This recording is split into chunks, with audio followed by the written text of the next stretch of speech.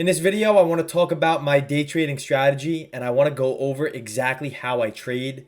I'm first going to break down a few key points about how I trade, the reasoning behind it, and how you guys could use this information to benefit your own trading.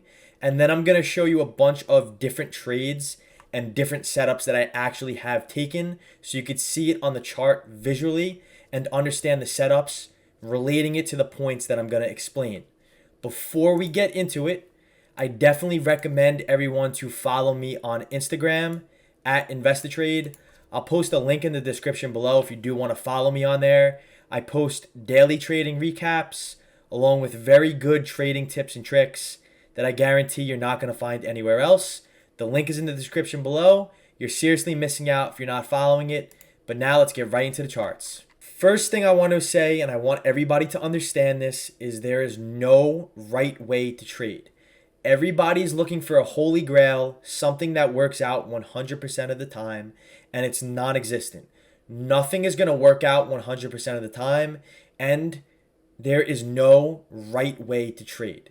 Somebody that's trading one way could make 7 figures a year. Someone that's trading a completely different way can make 7 figures a year. There is no right way to trade, and if you're looking for the proper way or the right way, it's non-existent. What matters, and this is very key, is you find a strategy or you find a system that's going to give you a positive expectancy over the long run, something that's sustainable that you could do day after day, week after week, while implementing risk management where you keep your losers small and you live to fight another day, that you could take another setup and your account doesn't get destroyed by 1 or 2 trades. That's not a positive expectancy, and that's not going to bring longevity. So there's no right way to trade. Everybody tries to correct one another saying, oh, you're using this and that is the wrong way, or you're using that. Why do you use that? It doesn't work for me. What works for me might not work for you, and what works for you might not work for me. I will say you could bounce ideas off of different strategies, use different tools because that may work, but nothing is going to be symmetrical. Nothing is identical. And that's going to bring me into my second point before we get into the charts over here and getting to the setups. The second point is I want you to think of every trader as a fingerprint. So, the fingerprint right here, everybody's fingerprint is different. They're going to be identical. Some are going to look the same, but what makes us unique and individual characteristics is our fingerprints. If we just committed a crime, what are they going to look for? Our fingerprint, because that's what's going to identify us. So a lot of traders, they try to copy somebody exactly to the T. It could work out, but I will say everybody has a different personality. Everybody has different emotions, think in different ways, has different adrenaline rushes when they're trading, excitement, anger, fear, greed. No one is the same mentally. We could be the same technically and take the same setups, but we are our unique traders that are not identical. So stop trying to find the way that works 100% of the time. There's no right way to trade it, and understand that everybody's unique, everybody's identical, like snow falling from the sky or the fingerprints on our hand. We'll have the same characteristics, but we're going to be unique and not identical. So if you've been following me for a while, you know I love price and volume analysis. I love trading with supply and demand zones. And one thing before we get into the setups, I want to mention is that every single zone that you see on my charts, I draw before the market trades at them. In fact, I draw when they do form, whether that be intraday and a new zone forms as the market's developing, or the following day when I come up with my plans, my levels of interest, I see a zone that I'm interested in. To add on top of this, in the Discord, every single day, I post my plans with my zones, my charts, and my levels of potential trading scenarios that I'm watching. So not only does it come before the market opens, but also during the day in intraday commentary, I post new zones that form and I post my thoughts throughout the day. So every single level that I trade off of is there before the market trades at them because I let the market come to me. I don't chase the market. I don't see something ripping 100 points and I chase it. I let the market come to me. I plan my setups and I only trade those setups. That's my edge. That's what works for me the best. To add on that a little more, I also do webinars occasionally on Sundays with members of live charting, zones, and setups for everybody to see. And I also have a set of rules that I do use to draw every zone. Some people think that I'm just plotting random areas on the charts. I see it with many traders. Sometimes it works for them because it gives them a set of structure in their trading. But for me personally, I have a set of rules to know where to draw the zones, when to draw them, and why to draw them. And within that set of rules, I have a subset of rules that I use to make sure I'm trading high quality setups that have a higher odd of working out, bouncing for demand, and rejecting for supply. And also, if you are a beginner trader, I recommend sticking to one strategy or one style, mastering it. Don't try to become an all-around player, because if you try to do everything all at once, you are going to miss mastering and becoming better at that one specific thing. Because in my opinion, quality is more important than quantity. And if you could become a beast with one strategy, one style, all you got to do is scale that up and build upon it. That's how you get better. You don't get better by learning many different things. Although I will say I have many different tools in my repertoire because I have been trading for 6 years. I do play supply, demand, key level breaks, but it's very simple and they all are connected with each other. But I see a lot of people, I try to correct everybody's mistakes a little bit because I don't want people going down the wrong path, but master one thing and then build upon it and scale that up. It's better to know one thing very well than to know 5 different things not very well. So take that advice. And then also, in my last YouTube video, I definitely recommend going to watch this. I talk about how I use supply and demand zones. And basically, supply and demand zones, key levels of support and resistance also do this, give me my where component in the market. It tells me where I'm interested in. Just because we're at a zone does not mean I take a setup. Supply and demand zones give me my where I want to be active, and I must use price and volume to confirm each setup. Now, going over my strategy and some trades that I've taken, I want to get into the pre-market plan from July 1st. This was last Friday on the S&P 500, and there were 2 main levels I was watching, and I expected the market to remain in balance below 3806 supply and above 3758.5 demand zone as we keep rejecting and bouncing these zones. We also had a continuation play if we broke out of the imbalances. But why this is important is because this supply zone was drawn from the day prior, this moved down, and this demand zone, I forgot when it was drawn, but it was worked 3 or 4 different occasions, so it was very important to me. Every time we came into the low, we bounced. So now going to an intraday perspective, I played the market short last Friday inside of this supply zone because we broke the high with very high volume, and as the market broke out above it, we started to see aggressive selling prints come through on the time and sales.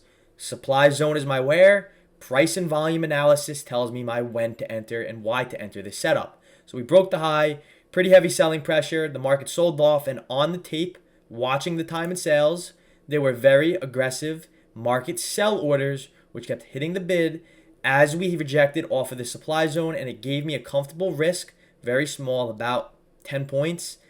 By the time we're targeting demand, to make about 60 points. Now, a lot of people say, oh, I'm claiming high risk to reward setups. If the risk is small, we could afford taking much more losing trades, because when we do have that one winning trade or do have those 5 winning trades out of 10, our reward is much higher. Again, these are high probability areas. Then the market came into demand. I did not take this setup, but the simple strategy with this is selling inside of supply and buying into demand. The market doesn't work like this every day where we hit supply and sell off to demand and bounce. It doesn't work. It's not a perfect world. These are just areas of interest. But on this day, we hit supply, sold off into demand, and rallied. And then by end of day, we continued to move even higher. So that's the first way I trade using these zones is I play calls off of demand, and I also play puts or short off of supply. Now, like I said earlier, the market's not a perfect world. It doesn't work out how we want it to work out all the time. The market also doesn't move from supply to demand to supply. The market moves from balance to imbalance. Now, with this being said, if we moved from zone to zone, zone to zone, there wouldn't be any direction. That just means the market's in balance. And when the market's balanced, that's when we get sell the highs, buy the lows. But sometimes we have continuation, and this is where supply and demand could be a benefit and also be a burden depending on how you view the market and how you view the trade. So how I trade certain markets, especially when we are uptrending, is sometimes I am open, depending on the conditions and depending on the context and the market structure. Sometimes I am open to playing longs inside of or at supply zones.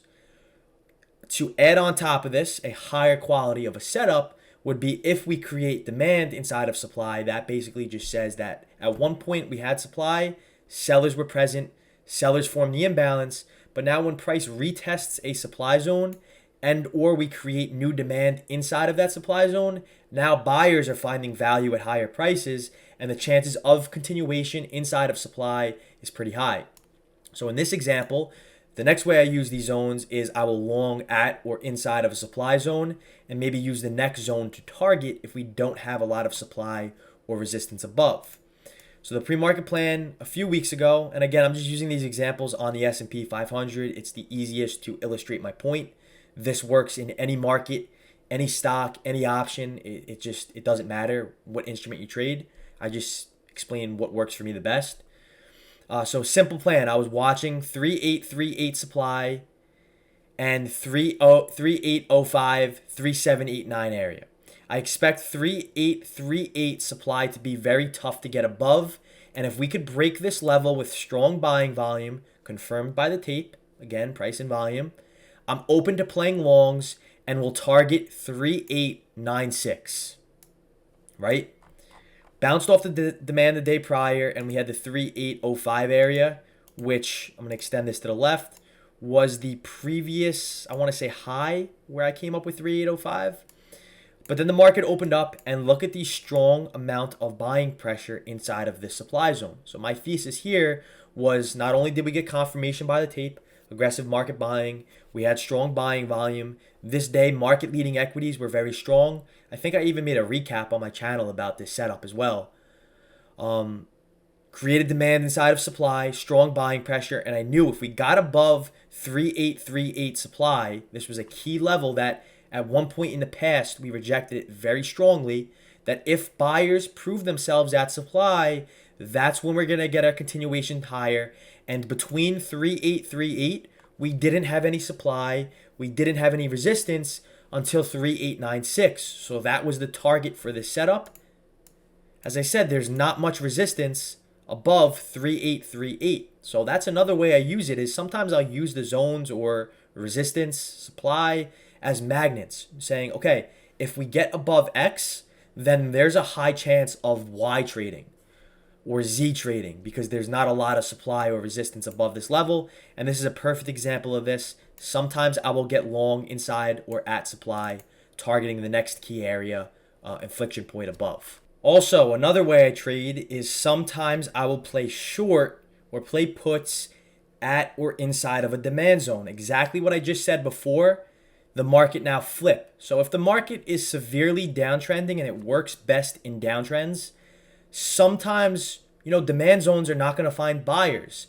And what's going to happen is the market is going to continue moving lower. As you can see, the market right here is in a downtrend. We're putting in lower lows. We're putting in lower highs. Now, this was directly after a short-term uptrending period.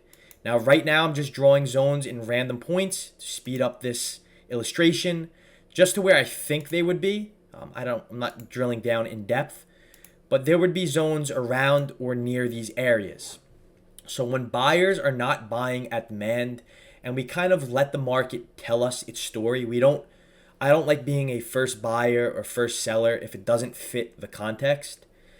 So if we're downtrending and we start seeing demand zones not being very reliable, then what I'll do with my strategy, this is why supply and demand is very powerful, as it gives you an arsenal or a core to branch off into different ways to enter and exit. If I start seeing demand zones not be very reliable after an uptrending period, now we're slowly starting to shift to a downtrend and buyers are not buying at demand, I'll find ways to play short at or inside of demand if we could spot aggressive selling pressure, if we could spot weak market leading equities, and if we could spot maybe even new supply forming or even us rejecting supply, I'll be open to playing short inside of demand, targeting the next demand zone lower. Again, I could show you probably tons of different trades back in April and May when the market was severely downtrending, even back in COVID. Think about it like this, right? Think about the bull run back in 2019, 2020. And when COVID hit, the market, I'll even go to a daily chart. I'll go to a weekly chart, matter of fact. Think of all the demand zones that formed on this rally. This is a weekly chart. So every candle represents a weekly zone, weekly data. Think of all of the demand zones that formed on this rally the past 2 years prior to that, right? When COVID hit, we wiped away all those gains of that rally. Completely gone, wiped them away, right? In this period, obviously we're not going to find buyers at demand. They may bounce price temporarily. They might serve as a relief bounce, but demand zones in downtrending markets work the best to take profits or enter a short position as long as we are downtrending. Because every zone back in 2019, end of 2019, got destroyed from that COVID drop. And it was very profitable playing puts or shorting demand zones or downside continuation moves below support. Now, I also want to get into a setup. Let me pull up a 5-minute chart here that I lost on doing this. So let me go to June 27th, I think it was. On the NASDAQ right here. On the NASDAQ. And again, I posted this in the Discord, full transparency. If somebody's on YouTube not claiming losing trades, they're full of it. Everybody loses as long as we take trades based off of our system, our style, and we manage our risk. That's the only thing that matters. So I said NASDAQ, it's creating a tight wedge, as you can see over here, where every rally is getting weaker and weaker. I'm watching for a strong break below, call it 12,000 to play short. I want to see heavy volume start to build and attract more participants, and I'll look to target the 11,880 area. So what we had here was a wedge. Make sure I'm not in this picture over here. We had a wedge where supply was forming near the highs. Put this over here. Supply was forming near the highs, and we were wedging out like this. What I saw was we didn't find any buyers inside of demand, so that was kind of weak. We then double bottomed off this demand zone, and in hindsight, I missed the setup. I didn't take it. It was a beautiful double bottom inside of demand. And then we had a wedge, and I was looking to play a breakdown below 12,000 right here. And I got in a little prematurely when volume started to build, anticipating that $12,000 break, targeting the next demand zone lower, which is right here. And this was off the sole fact that I was playing puts or shorting a move below demand, anticipating that sellers were strong and buyers were weak, targeting the next demand zone, and it did not work out. But I know that I've taken a setup plenty of times. It's worked out. My risk was small, and we lived to fight on another setup. And the last way is I love trading equities when the market presents quality setups. I don't know how to define what a quality equity setup is, because at this point in my trading, it's more of a feeling and intuition. I know what looks the best, and I know when I see something I like and it fits how I trade and my edge that I've collected data on, that I know when we get this to happen, it has a 70% chance of working out. When I see that, then I know to strike. But equity setups haven't really been the best based on how I trade. But basically how I trade equities is everything I just said with supply and demand, with longing, shorting, but also key level breaks. And what I define a key level as is support and resistance with multiple tests and multiple touches. 90% of my setups, I would say, have some type of supply and demand analysis backing the setup. And in this case, pull up the pre-market plan. This was a few weeks ago on Amazon. We had support/demand at 102.41. It wasn't a proper demand imbalance, but I made it a zone because it was a larger area that every time the market hit, we bounced off. So I wouldn't call it an imbalance. I would just call it demand/support at 102.41, which is this area right here. And I was watching us to hold above 102. which was that support. I'm interested in longs. We'll be watching 104.50/90. And once we could get above, spotting interest in the market. There's minimal resistance and supply above until 106.50 and then 108. It could be used as targets. Again, the market is if this happens, then we're going to get that type of scenario. That's how I trade. That's what works out the best for me. So Amazon, before the market opened up, hit the support level. Strong buying volume came in. Got above 104.50, then hit high about 106, pulled back into 104.50. Old resistance acted as support, found the bid at VWAP, found the bid at resistance slash support, and then hit our target 106.50 end of day. I need to see volume on my key level breaks. I cannot stress this enough. A lot of people draw random support resistance levels. If it works for you, good. Again, first point of this video, there's no right way to trade, but based on my experience, you must find areas that the market had a hard time getting above or below with multiple tests proving buyers and sellers were strong or initiative at that level. A lot of people just draw a high or draw a low, high a day, low a day, and expect it to be resistance without the market testing it. When we have a level that has been tested multiple times, we know sellers are present or sellers were active at that area. The following day, Amazon, it's the same thing. I think this was the following day or whatever, 2 days after. Amazon perfect setup. This was the following day. We had a Monday off. I'm watching for some continuation here above the 109 level. If we get above with interest, it sets up for a big rally in my opinion, as there's not a much supply or resistance, and it could also help the market bulls and bears.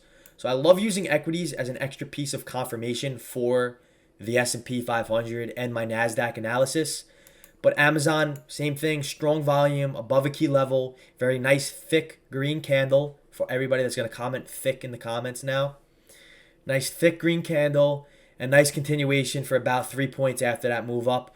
You need to spot volume at your key level. Volume shows interest. Without interest, you're not going to get continuation and you're going to get faked out.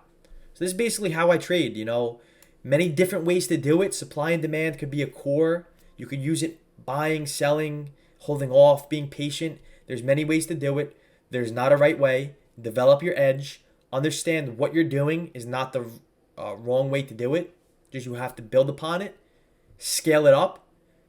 Understand that you are unique to yourself. No one could trade like you. No one could trade like me. We have different emotions. We have different ways of how we perceive the information. And supply and demand is very powerful. So I'm going to end the video on that note. I hope you enjoyed. Comment any questions. Drop a like. I would appreciate it. And definitely check out the link in the description below. I offer a very in-depth and educational course. It also includes access to the Discord, the only way you could get in, at no extra charge. Peace out.